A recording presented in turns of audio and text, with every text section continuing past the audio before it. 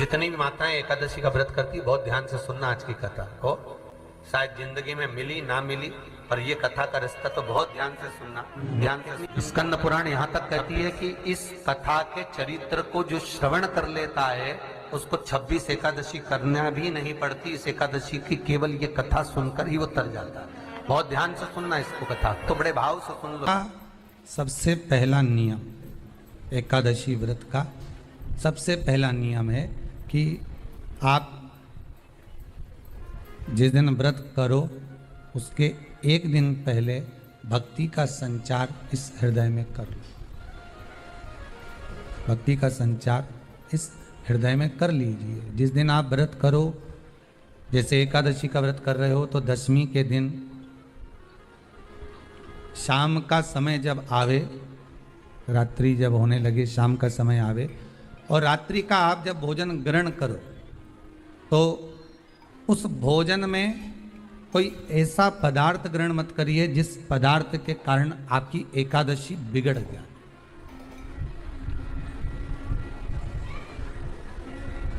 कोई बेकार भोजन हमें ग्रहण नहीं करना। श्रेष्ठ भोजन ग्रहण करिए दशमी। और एकादशी का दूसरा नियम बहुत ध्यान से सुनिएगा। जिस दिन आपकी एकादशी का व्रत हो उस दिन प्रयास करिएगा कि अपने हाथ से किसी भी वृक्ष की कोई पत्ती टूटे ना। अपने हाथ से किसी भी वृक्ष की, पौधे की, किसी भी वृक्ष की पत्ती अपने हाथ से ना टूटे। बहुत ध्यान दीजिएगा महाराज। एकादशी का ये दूसरा नियम है कि अपने हाथ से किसी पौधे की, किसी वृक्ष की, किसी डाली की कोई पत्ती टूटे ना। कितना सुंदर व्याख्यान कहा है, कितना सुंदर वर्णन है महाराज कि मात्र एकादशी का व्रत कर लेने पर, मात्र एकादशी का व्रत कर लेने पर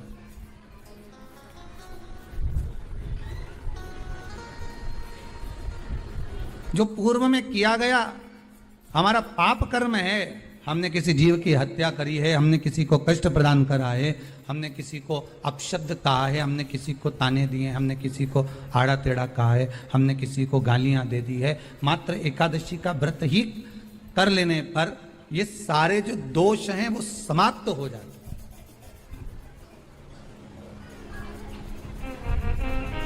सारे दोष हमारे समाप्ति पर आ जाते हैं।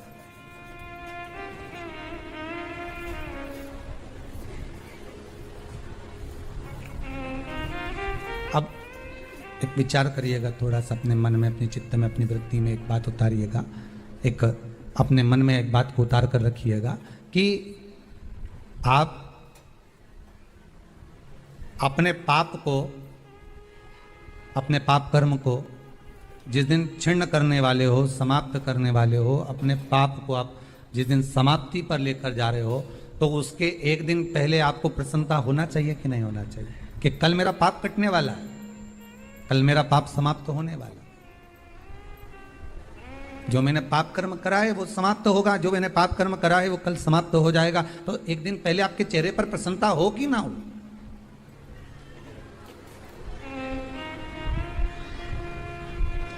और चेहरे पर वो प्रसन्नता आपके आना चाहिए कि कल मेरा एकादशी का व्रत है, आज दशमी है, कल एकादशी का व्रत है, तो कल मेरी जब एकादशी का व्रत रहेगा तो मेरा ना जाने कितना कितना पाप, कितना असत्य, कितना झूठ, कितना प्रपंच वो समाप्त हो जाएगा। इसमें मुझे प्रसन्नता हो, इसमें मुझे आनंदता हो।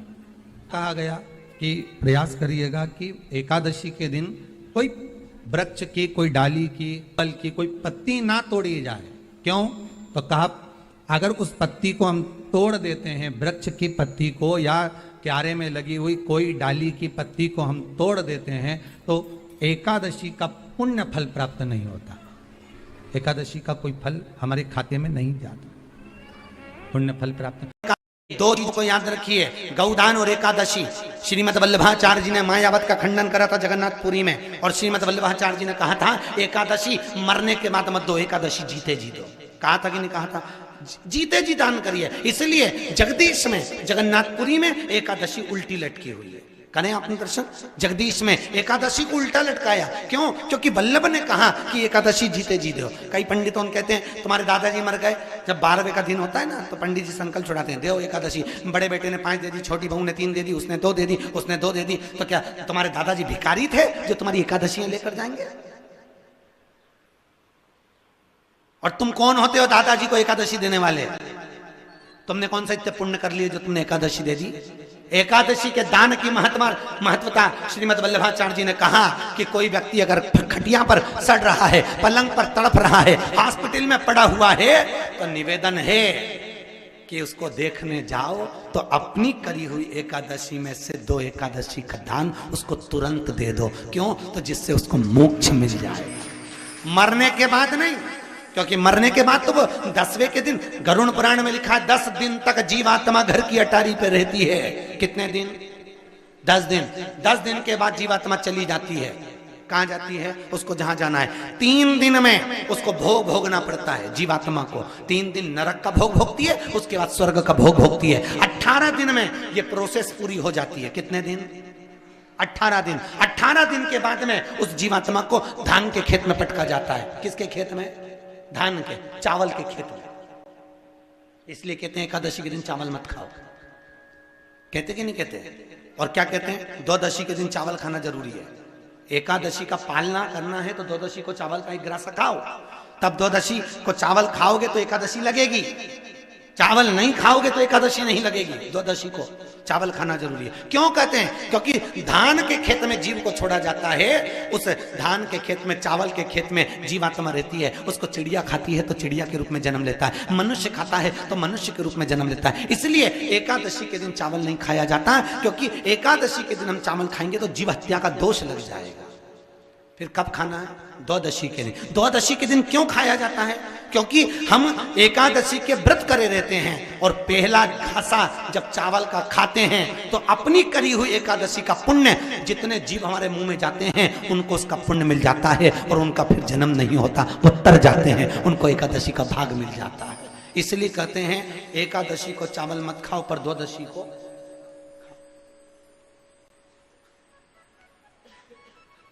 खाइए। 10 दिन तक जीवात्मा है और आपने एकादशी कब दान दी? बोलो जम के। 12वें के दिन, 13वें के दिन आपने एकादशी का दान दिया, वो मिली उनको? अरे बोलो अच्छे से। कई तो अभी तक कर रही होगी, हमारे दादाजी के निमित्त की कर रहे हैं, कर ले। फिर वही वाली बात आ गई, गुलाब के फूल में पानी। एकादशी के दिन शंकर भगवान को चावल का दाना चढ़ाना चाहिए कि नहीं चाहिए? किसी ने पूछा कि चावल का दाना एकादशी पर भगवान शंकर को चढ़ा सकते हैं, चावल का दाना शंकर जी को चढ़ाते क्यों है? पहले तो वो समझ। बेलपत्री का तो महत्व आपको बार बार बताया कि बेलपत्री शिव जी को क्यों चढ़ाई जाती है, कहीं रोग के लिए, कहीं बीमारी के लिए, कहीं किस कार्य के लिए, कहीं कोई कार्य के लिए, कहीं कोई कार्य के लिए। चावल का दाना अगर हम शंकर भगवान को चढ़ा रहे हैं तो क्यों चढ़ा रहे हैं? उसका कारण क्या है? चावल का दाना शिव को चढ़ाने का केवल एक कारण रहता है कि चावल को अक्षत कहते हैं। अक्षत का मतलब होता है अक्षय।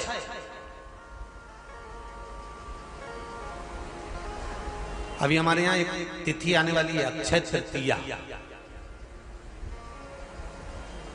उसका मतलब क्या होता है? अक्षय, जिसका कभी क्षय ना हो। जब हम भगवान शंकर को चावल का दाना चढ़ाते हैं, जैसे बहुत ध्यान दीजिएगा महाराज, बहुत समझने वाली बात है, बहुत ध्यान से। चावल का दाना हमारे मस्तक पर तिलक करने के बाद पंडित जी क्यों लगाते हैं कि भगवान जैसा समय आज चल रहा है, आप पूजन कर रहे हो, पाठ कर रहे हो, दान कर रहे हो, पुण्य कर रहे हो, सत्कर्म कर रहे हो, भजन कर रहे हो, मेरा देव अधिदेव महादेव, मेरा नारायण, मेरा सत्यनारायण भगवान, मेरा राम जी, मेरा विष्णु जी, मेरा भागवत मैया, मेरी रामायण मैया, ब्राह्मण मस्तक पर तिलक लगाने के बाद चावल इसलिए लगाता है कि जैसा समय आज चल रहा है, भगवान तुमको ऐसा ही समय बनाकर रखे और तुम ऐसे ही 4 चांद लगाते रहो, दान पुण्य संकीर्तन करते रहो। इसलिए मस्तक पर चावल का दाना लगाया जाए।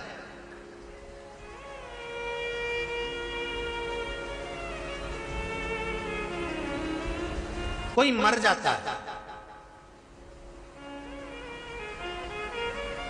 मरने के बाद जब तक पगड़ी नहीं होती तब तक माथे पर तिलक, चावल का दाना लगाया जाता है। जम के बोलो जरा, नहीं लगाते। किसी पंडित जी से पूछो, ब्राह्मण देवता से पूछो, ब्राह्मण देवता ये कोई मर गया और हमारा तो नियम है कि हम सिर पे तिलक लगाते हैं, चावल लगाते हैं, या पंडित जी से हम तिलक लगवाते हैं, मंदिर जाते हैं तो मंदिर में जाके तिलक लगवा के हम चावल का दाना लगवाते हैं। क्यों नहीं लगाते? उसका कारण क्या है? जब किसी के मरने के बाद 10 दिन तक 12 दिन तक मस्तक पर तिलक क्यों नहीं लगाया जाता? 10-12 दिन तक माथे पर तिलक या चावल क्यों नहीं लगाया जाता? उसका कारण है कि ये जो समय आया है, तुम्हारे यहाँ जो गमी हुई है, तुम्हारे यहाँ कोई मर गया है, तुम्हारे यहाँ किसी के प्राण छूट गए हैं, तो ब्राह्मण इसलिए तिलक नहीं लगाता आपको, इसलिए चावल का दाना नहीं लगाता कि ऐसा दिन भगवान अब ना लाए, इसको अमर ना करे, इसको अक्षय ना करे, इसको प्रबल ना करे।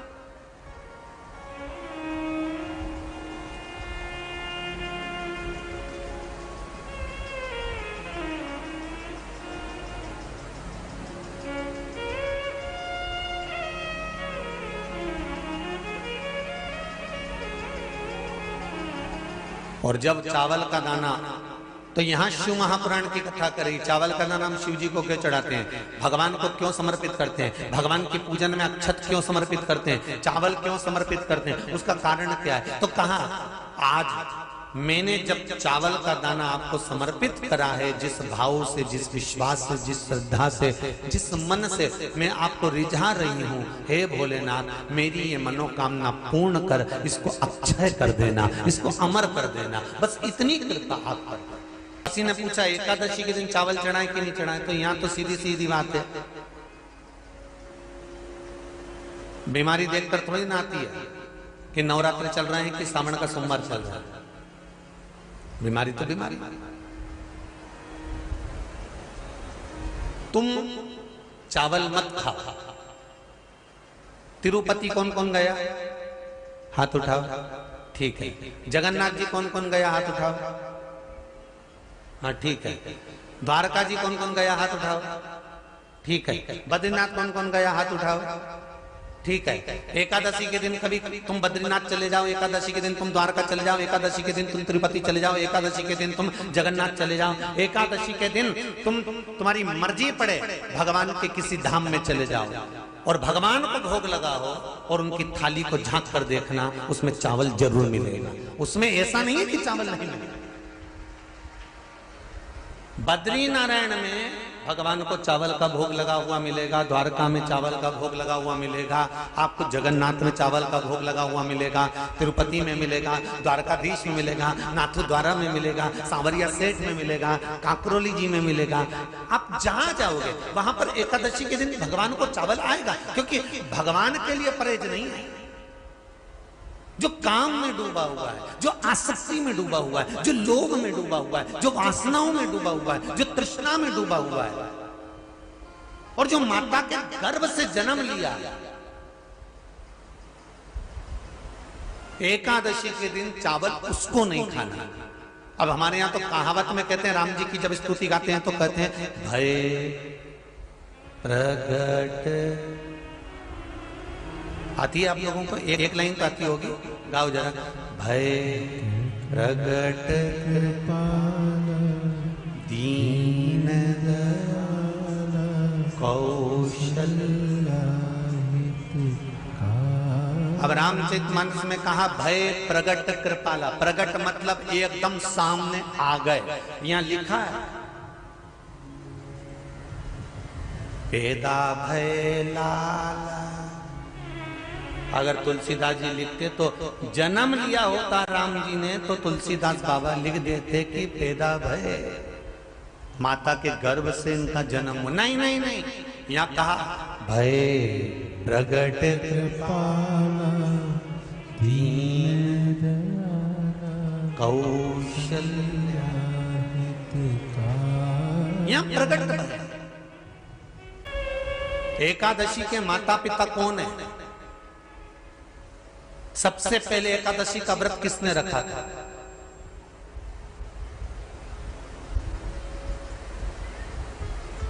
एकादशी का जन्म स्थान कहां है?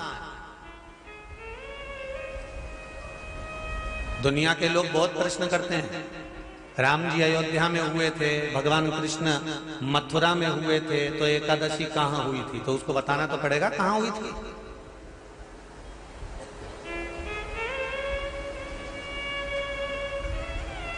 उसमें हमने वर्णन किया कि एकादशी के माता पिता कौन है, एकादशी का व्रत सबसे पहले किसने करा, एकादशी का जन्म कहां हुआ, एकादशी को क्यों चावल नहीं खाते, एकादशी के दूसरे दिन चावल का दाना खाना क्यों जरूरी है।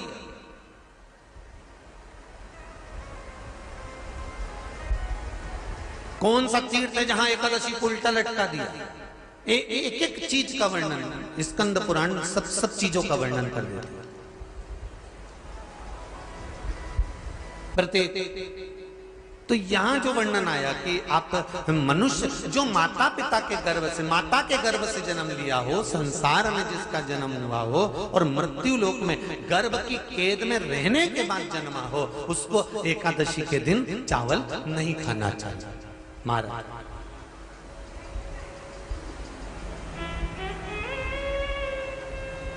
पर यहां शास्त्र ये नहीं कहता कि भगवान को चावल नहीं चढ़ाना चाहिए। यहां शास्त्र कहता है आप शिव जी को चाहे एकादशी हो, चाहे द्वादशी हो, चाहे प्रदोष हो, चाहे पूर्णिमा हो, चाहे अमावस्या हो, चावल का दाना आप भगवान शिव को समर्पित कर सकते हो। और ज्यादा नहीं, शंकर कभी ये नहीं कहते कि मुझे बहुत सारा चढ़ा। शंकर जी की कथा कहती है कितना, मात्र एक चावल का दाना। हम तो उनसे भी कहेंगे जो लोग कहते हैं ना कि हम आज हमारा सावन का महीना है तो आज हमें भगवान को 1.25 लाख बेलपत्र चढ़ाएंगे, तो कोई कहता हम 1000 बेलपत्र चढ़ाएंगे, तो कोई के हम 5000 चढ़ाएंगे, कोई के हम 50,000 चढ़ाएंगे। मेरा निवेदन केवल इतना है, तुम तो एक चढ़ा। और ये भी जरूरी नहीं है एक बेलपत्र भी कब चढ़ाई जाती है शंकर भगवान को, जब तुमने किसी एक बेलपत्र का पेड़ लगाया होगा और वो पेड़ बड़ा हो गया होगा, तब तुम हकदार बनते हो कि किसी के पेड़ की बेलपत्र तोड़कर शिव को चढ़ाई जाए। एकादशी के दिन बन सके एक बेलपत्र, उस बेलपत्र के मध्य भाग में बीच वाली पत्ती पर लाल चंदन और दोनों पत्तियों पर पीला चंदन, नीचे वाली दोनों पत्तियों पर पीला चंदन, बीच वाली पत्ती पर लाल चंदन और दोनों पत्तियों पर पीला चंदन। और इसी बेलपत्र के साथ में जो लाल चंदन वाला जो पत्ती है उस पर एक श्वेत पुष्प, सफेद फूल रखकर आप अपनी कामना कर कर, जब आपको जल चढ़ाते चढ़ाते 3 महीना, 4 महीना, 5 महीना, 6 महीना आपके हो जाए और बाबा देवाधिदेव महादेव को जल चढ़ाते चढ़ाते समय बीत जाए, तब बाबा से अपने दिल की बात कहने के लिए लाल चंदन, सफेद पुष्प, पीला चंदन दोनों पत्तियों पर अपने हाथ में लेकर कामना कर कर अशोक सुंदरी वाली जगह पर जब हम उसको समर्पित कर, अशोक सुंदरी वाली जगह पर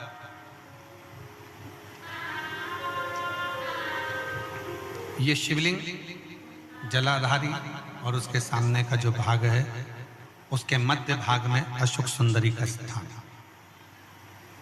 बस इसी स्थान पर बेलपत्र और श्वेत पुष्प,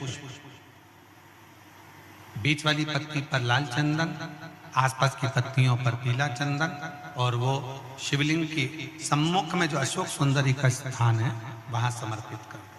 उस स्थान ये रोज नहीं करना, फिर ध्यान देना, कभी कभी 4-6 महीने निकल जाएं, 8 महीने निकल जाएं, 3 महीने निकल जाएं, 5 महीने निकल जाएं, उस स्थान, और ये हमने एक बार नहीं बताया, इसको पहले भी वर्णन कर सकते।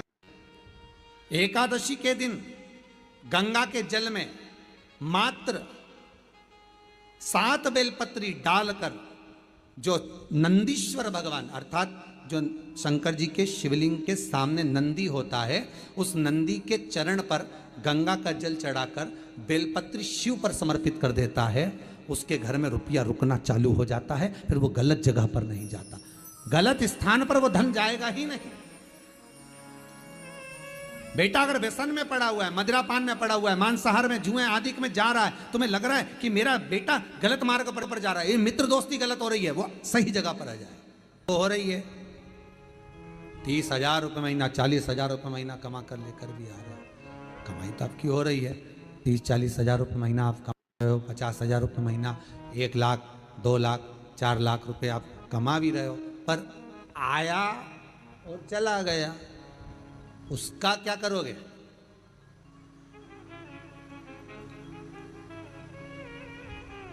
उसका करना क्या है? बहुत सुंदर संवाद है, ध्यान दीजिएगा। जिसके घर में कमाने वाले 2-4 हैं, पैसा तो आ रहा है पर घर में टिक नहीं रहा, डॉक्टर में, पुलिस में, एक्सीडेंट आदि में, कहीं गलत जगह पर व्यसन में अगर पैसा जा रहा है, जुए में, मांसाहार, मदिरापान, या कहीं आया पैसा, पैसा आने में कमी नहीं, आ रहा है पर टिक नहीं रहा, रुक नहीं रहा, कोई मांगने आ गया, दे दिया, फिर वहां से अपने पास नहीं आ रहा, अपन कह रहे हैं भैया हमारा पैसा लौटा दो, नहीं आ रहा।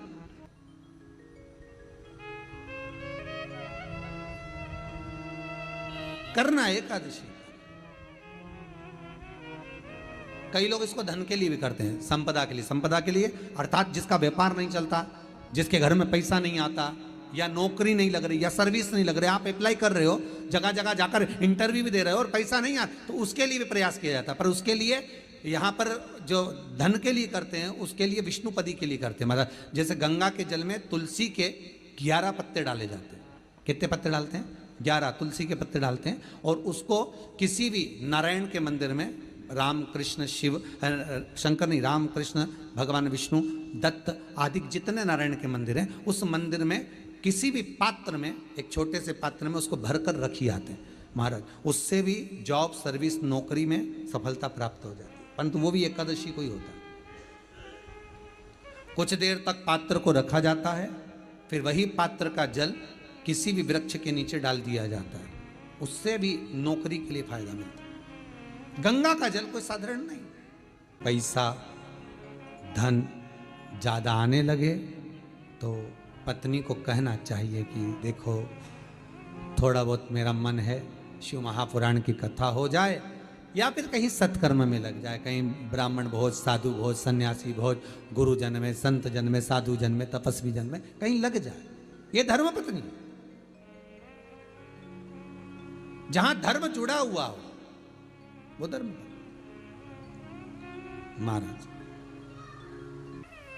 कुछ तिथियां होती हैं, जिन तिथियों में अगर आप रोज गंगा का जल शंकर को नहीं चढ़ा सकते, तो शिव महापुराण कथा कहती है, स्कंद पुराण कहती है, विष्णु पुराण कहती है, गर्ग संहिता कहती है, गीता पुरुष गोरखपुर का कल्याण का गंगा अंक कहता है